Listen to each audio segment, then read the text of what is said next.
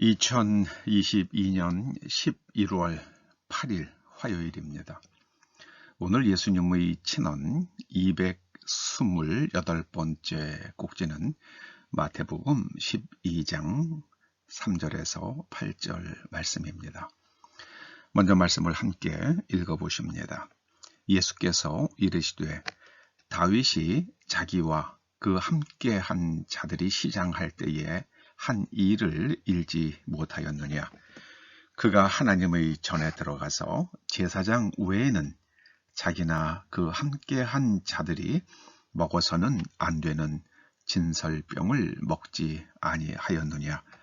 또 안식일에 제사장들이 성전 안에서 안식을 범하여도 죄가 없음을 너희가 율법에서 읽지 못하였느냐. 나는 자비를 원하고 제사를 원하지 아니하노라 하신 뜻을 너희가 알았더라면 무죄한 자를 정죄하지 아니하였으리라. 인자는 안식일의 주인이니라 하시니라. 아멘. 세상을 지옥이 되게 하는 사람들, 세상을 지옥이 되게 하는 사람들, 이런 제목으로 말씀을 상고해 보십니다. 구약을 읽다 보면 부딪히게 되는 난제가 있습니다.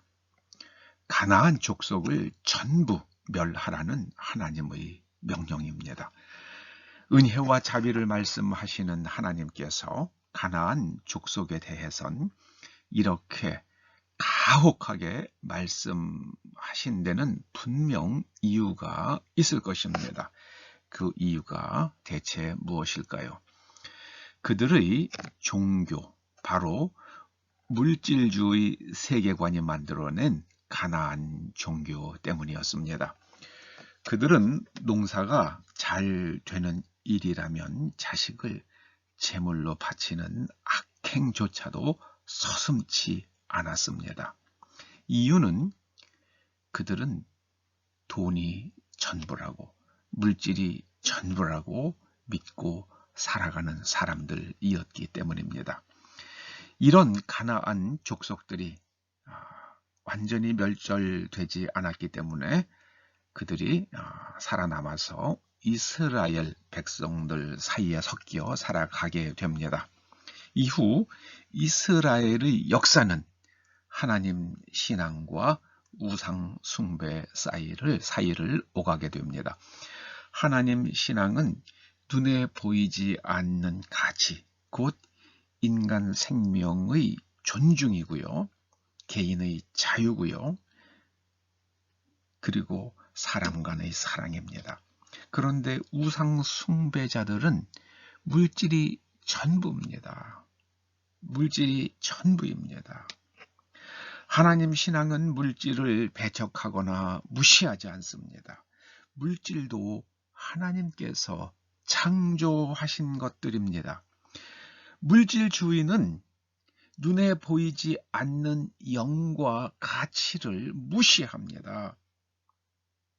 물질과 물질주의는 다릅니다. 물질주의는 물질이 전부라는 거예요. 우주도 인생도 물질이 전부라고 생각을 합니다. 오직 물질일 뿐이라고 생각합니다. 그들에게 인간의 삶이란 물질의 작용일 뿐입니다. 이런 생각에 지배당하게 되면 사람도 물질의 일부로 생각을 합니다. 이런 생각의 체계가 바로 유물론입니다. 유물론이 낳은 자식이 공산주의입니다. 어느 나라나 소위 좌파라 불리는 사람들은 그 생각의 근본이 물질주의입니다. 유물론입니다. 결국 그들은 정의를 내세우고 인권을 내세우지만은 여러분 북한에 가보세요. 사람 중심 그러잖아요. 좌파들은 사람이 먼저다 그러는데 결국은 돈이 먼저입니다. 그들의 말이 틀린 게 아니라 그들의 근본이 틀렸습니다. 그들은 돈이라면 무슨 짓이라도 저지릅니다. 결국 물질 중심으로 세상을 바라보는 사람은 결국 쾌락에 빠집니다. 결국은 육체적 욕망의 노예가 됩니다. 그래서 마약을 합니다. 성이 문란해집니다. 여러분, 예전에 그 남로당과 빨치산들 거기에 관한 글들을 한번 심층적인 글들을 읽어보세요. 문란하기가 짝이 없습니다. 어느 공산당이나 똑같습니다. 이들에게 사람에 대한 자비와 배려는 없습니다. 유물론자들과 그리고 그들이 낳은 자식들인 공산주의자들, 그리고 오늘날의 자유민주주의 국가에 섞여 사는 좌파 인간들은 세상을 지옥으로 만듭니다. 물질이 전부라고 여기고 살아가도록 사람들을 세뇌합니다. 지옥에서 살 것인가? 천국에서 살 것인가? 그것이 바로 하나님 신앙을 택할 것인가? 돈을 따라 살 것인가? 그 선택입니다. 기도하시죠. 아버지 하나님, 저희들이 하나님의 자녀가 되어서 물질의 소중함을 알지만 물질주의자가 되지 않게 해주셔서 참으로 감사드립니다. 눈에 보이지 않는 것들이 소중함을 깨닫고 그 소중함 앞에서, 그 가치 앞에서 물질을 내려놓을 줄 아는 지혜자들이 되게 하여 주시옵소서.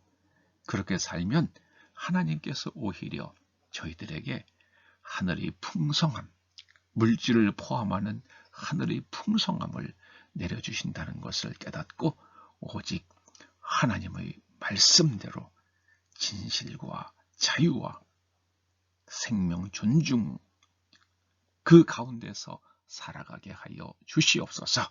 예수님의 이름으로 기도드립니다. 아멘.